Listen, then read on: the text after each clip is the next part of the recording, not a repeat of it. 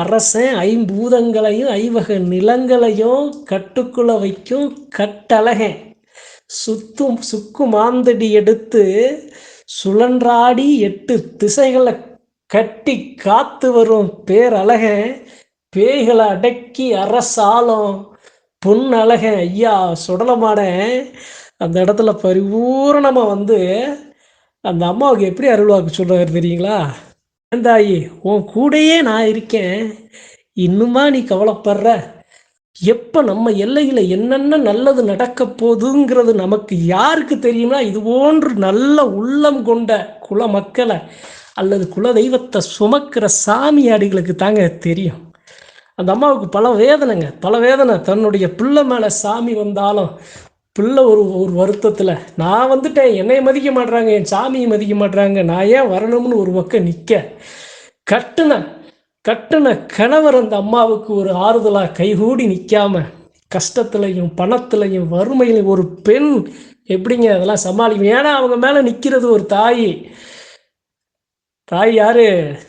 பேச்சு அம்சமாக கொண்ட பெருந்தாய் ஆதி பராசக்தியின் அம்சமாக உலகத்தை கட்டி காக்கிற கட்டி அணைக்கிற தாய் அந்த பேச்சு அந்த அம்மா மேலே வந்தால் ஏங்க குடும்பத்தை கட்டி காக்காமல் போயிடுவாங்களா?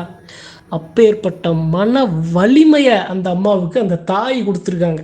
ஒரு அருள் வாக்கை கேட்கும்போது அந்த அம்மாவுக்கு மனசு சந்தோஷப்படுது. நடக்கலாட்டினாலும் இப்போ நடக்கலாட்டினாலும் காது உள்ளிர கேட்குற சந்தோஷம் இருக்குல்ல, அந்த கணம் நம்ம சாமி நமக்கு இருக்கியா, நம்மளை கைவிடாதுங்கிற ஒரு நம்பிக்கையை கொடுக்கும்.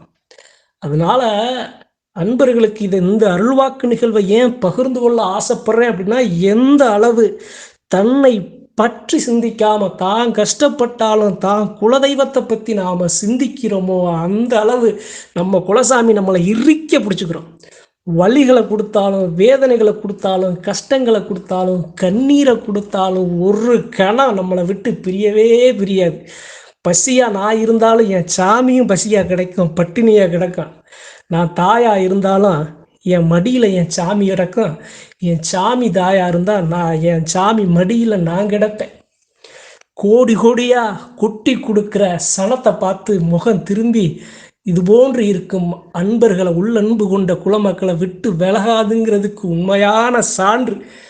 இக்கணத்தில் சுடலமாடனை வணங்குறதுக்கு முன்னாடி அந்த சுடலமாடை மேலே அந்த தாய் பேச்சு பிரம்மசக்தி அம்மன் அந்த தாய் மேலே கொண்ட அந்த பக்தியை பாராட்டி அந்த அம்மாவை வணங்கி அண்டத்தை அடக்கியாலும் அரசனை சுடலமாடனை மறுபடியும் வணங்கி இந்த பதிவு அன்பர்களுக்கு மகிழ்ச்சியுடன் தெய்வம் நம் கூட நிற்கும், நமக்காக நிற்கும், 100க்கு 100% நம்மளை நின்று காக்கும், நம்ம கூட பேசும், நமக்கு நம்பிக்கையை கொடுக்கும், நல்ல வழிமுறையை காட்டும் என்பதற்கு உண்மையான சான்று.